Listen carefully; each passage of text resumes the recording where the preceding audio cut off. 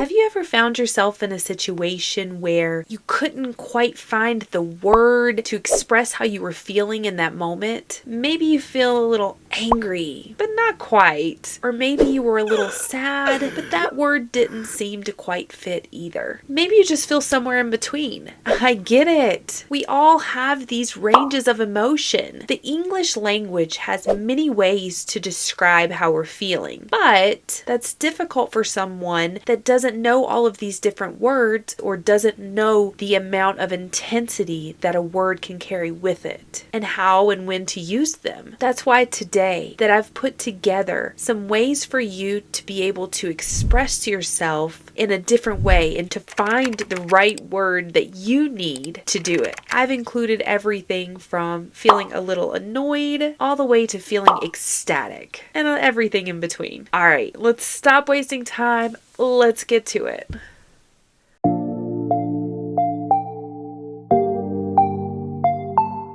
So if you're new here, I'm Teacher Kayla, and I'm so glad that you're joining me today. So today we are talking about how to use words to describe how we're feeling. And if you haven't done this already, make sure to check down below in the description because I have included a free PDF for you as a guide to follow along with this lesson. So make sure to grab that. So we are going to be looking at different scenarios and we are going to be talking about the specific word that you can use to talk about that feeling and where that it falls on the intensity scale. Let's get into our first scenario. Picture this. You are at a family get-together with all of your family and your mother and your aunt and your uncles and all of your family continues to ask you when you're getting married and you have not found that special person just yet. So you get this feeling. That feeling is that you are annoyed. You start to feel annoyed. So for example, I was annoyed when my family kept asking when I would get married. Annoyed falls pretty low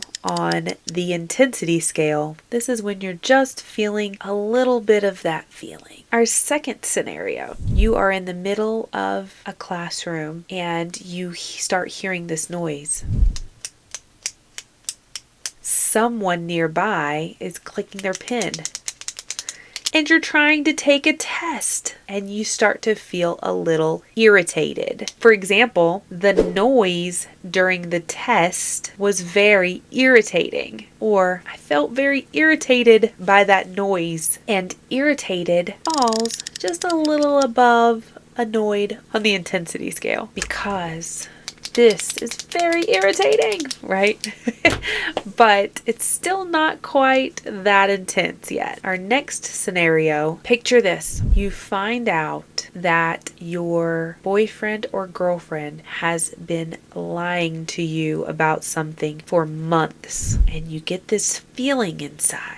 This feeling is called anger. So yes, we're getting higher on the intensity scale. And yes, this is anger. I've heard some students say that they don't know how to express this word because they always say the word angry. And angry is a little bit higher on the intensity scale than annoyed or irritated, like I mentioned before. So if they say that they're angry, they might think, relax, it's just a pen clicking. It's not that serious. This emotion is reserved. You're feeling more intense inside to feel angry. I think this is probably what you think of when you think of mad. So for example, he was angry when he found out that she had betrayed his trust. Our next scenario, picture this. You're about to take a trip to New York for a big presentation and you are running late. You quickly call a taxi to take you to the airport and no one is available. So you end up having to walk much farther than you had anticipated, making you arrive at the airport just in the nick of time. Then you realize that you forgot your wallet. And as a taxi arrives and pulls up, it splashes you with water. You have had one bad thing after another bad thing happen, causing this feeling inside to intensify and causing you to be furious. We're moving up on the scale. Now you are not just angry, you are furious. This is much more intense than just being angry. For example,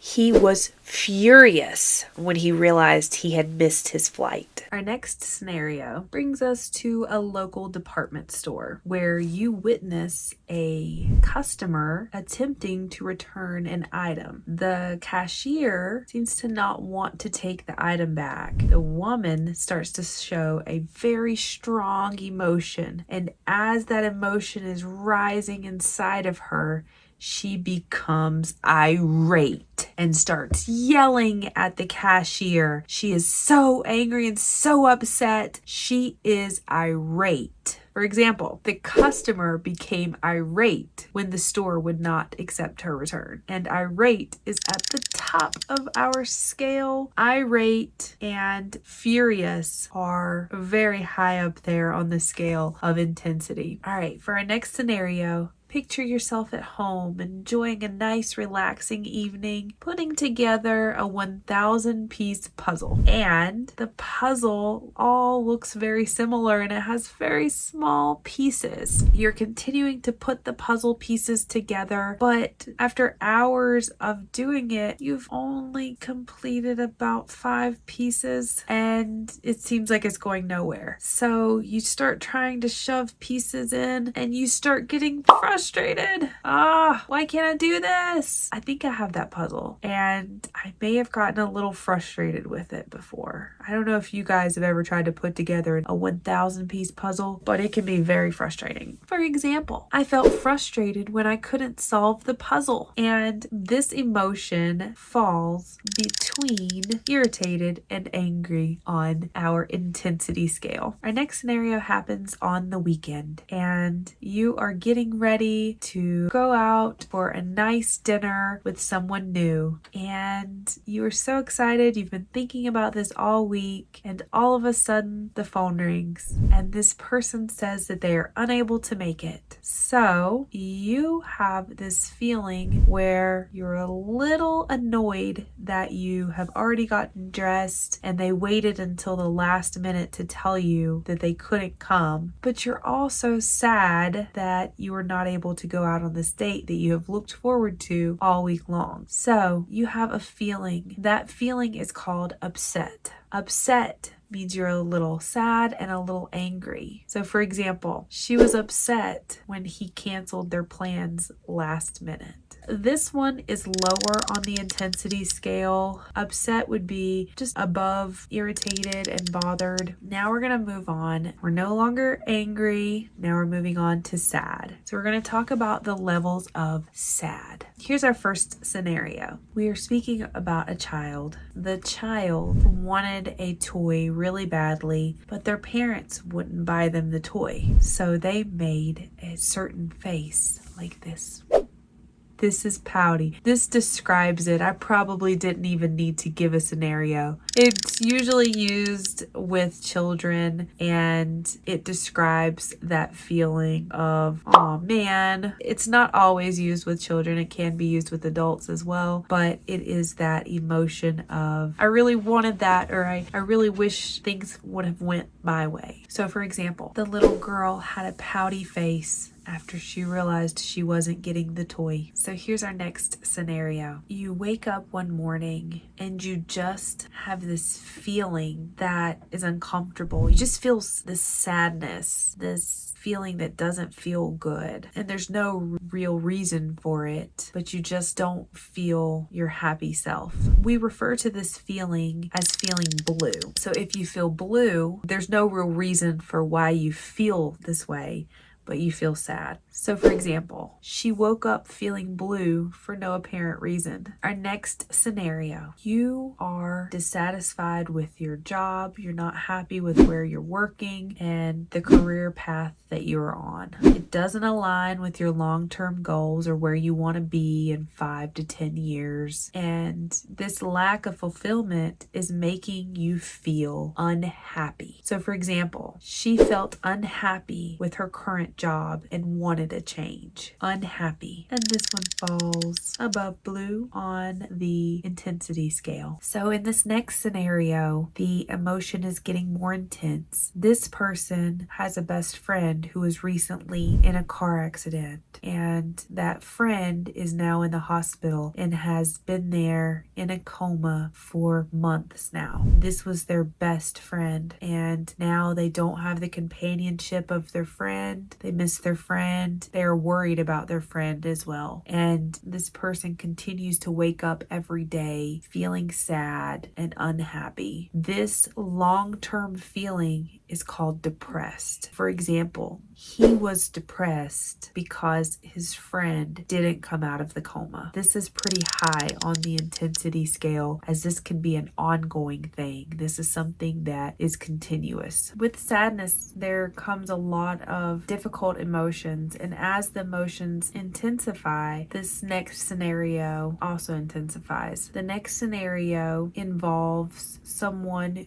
who has realized that their home has burned down and they have no place to live now. They have nowhere to go. And realizing this can be very devastating for a person. So for example, she was devastated when she realized her home was destroyed in the fire. Devastated. This is pretty high on the intensity scale. All right, so our last scenario, we are thinking back on past decisions. 2 years ago, a friend of ours broke up with his girlfriend, and since then he has thought about her and wished that didn't happen. He regrets his decision every day. If you have that feeling of regret, then you show sorrow or remorse for past actions. Basically, that means that you wish that you wouldn't have done something that you did in the past, and you regret that you didn't do something that you wish you would have done, or you regret that you did something that you wish you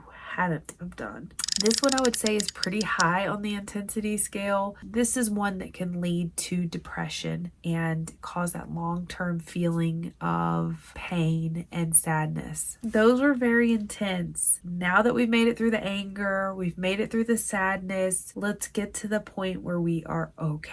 For this next section, we don't really need that intensity meter because these words are pretty similar. When you feel okay, you feel okay. Right? You're kind of in the middle of a lot of things. There's not a lot of variation in intensity there, but I will give you some more scenarios and I will explain what each of these words means. Let's get into that. Our first word is content, and I think that content is a great word to describe just feeling at peace. You are good. You don't need anything else. You are good where you are. So for example, Alex is content with life the way things are right now. He does not want to change his job. He is content where he is working. The next word we're going to talk about is satisfied. Satisfied might be just a hair more intense than content, but they're pretty similar. If you are satisfied, then you are happy with what you have. You are good with it. You're okay with it, at least. You feel like what you have is good. You feel fulfilled. You feel good with what you have. So for example, after a delicious meal, he felt satisfied. Our next one is comfortable. If you feel comfortable, then you are at ease, you are relaxed. People use this in a couple of different ways. You can say you feel comfortable, maybe laying in a nice bed or in a very soft, cozy chair. You could also say that you're comfortable in life when you make enough money to get by. You don't need anything. You have a comfortable living. Our next word is complacent. Now, complacent has a little bit of a negative tone to it. When we talk about someone being complacent, they are happy where they are and they have no desire for change. So yes, this is similar to the other two that we talked about, but I think this one has more of a negative overtone. People will use this to talk about people that they feel are stuck. They're stuck in this okay lane when they could be doing more or they should be doing more. For example,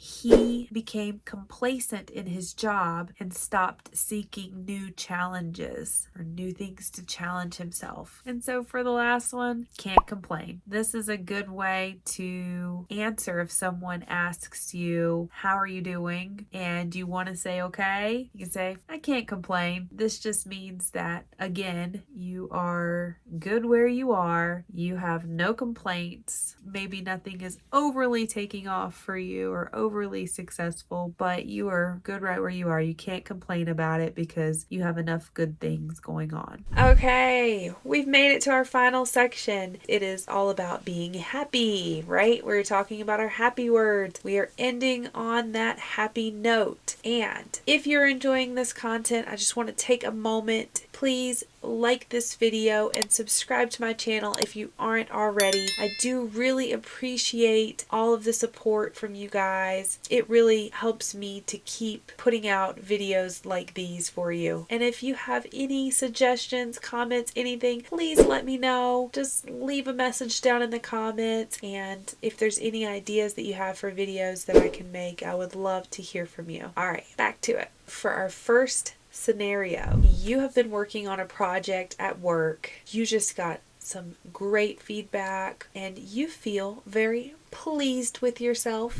For example, I was pleased with the outcome of the project that we worked so hard on. So it's a little step up from happy, but we are pleased with ourselves. The next scenario is you ran out of gas on the side of the road, and I know that's not a very happy time, is it? I've had this happen and it's not a very happy time, but within minutes of you breaking down, someone stops and asks if they can help, and they go and they get you some gas and you are back on the road within no time. You feel very grateful that they were able to help you. Grateful means that you are very thankful and appreciative of what someone else could do for you. This one would be about the same as pleased. It's just a little bit of a different feeling. Okay, so for the next scenario, your friend has invited you to a new restaurant. Once you arrive, you don't see anyone there. It looks dark. It looks like it's closed. And all of a sudden, out pops everyone. Surprise! Actually, your friends had rented out the restaurant for your birthday party. So this was a nice surprise for you. And you were so delighted that people thought so highly of you to make this special event happen. The next scenario brings us to an amusement park, like I went to this past weekend with my son. After he rode his first roller coaster by himself, he was thrilled. Thrilled just means excited and full of enthusiasm, very happy. So you have the mix of a couple of different emotions there too. So you're happy and excited, you are thrilled. Another example might be she was thrilled to meet her favorite celebrity in person, and as my son would have put it, I was thrilled to ride my first roller coaster. Speaking of my son, for this next scenario, this will help us describe the feeling of the next scenario. So, of feeling just this joyous feeling of bringing this beautiful baby boy into my life.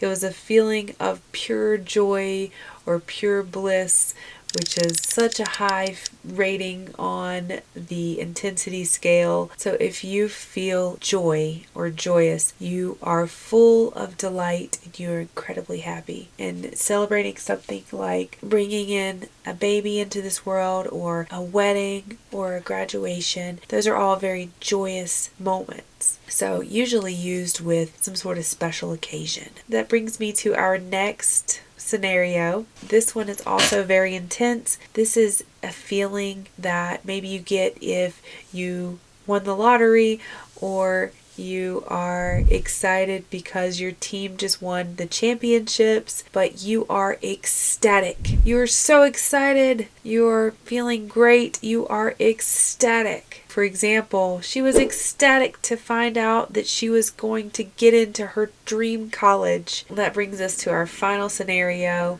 In this scenario, you get to spend the day with a famous person. Maybe you spend the day with Oprah. You know, Oprah's very famous, or Brad Pitt, or Tom Cruise. You guys get to spend the whole day together doing something that you enjoy. So maybe you get to ride in race cars with Tom Cruise, or the Jonas Brothers serenade you with music, something like that. But you are in this euphoric stage. You have this strong feeling of euphoria, which is just this complete and utter bliss. There can't be anything higher than that. So this breaks our charts of the intensity scale, and that's a great place to wrap it up for today, reaching the top of the intensity scale. I hope that you've enjoyed this today, and I hope to see you next time. Remember, if you haven't already, please like this video, subscribe, and leave me a comment. I love to hear from you guys. I'll see you in the next one. Bye!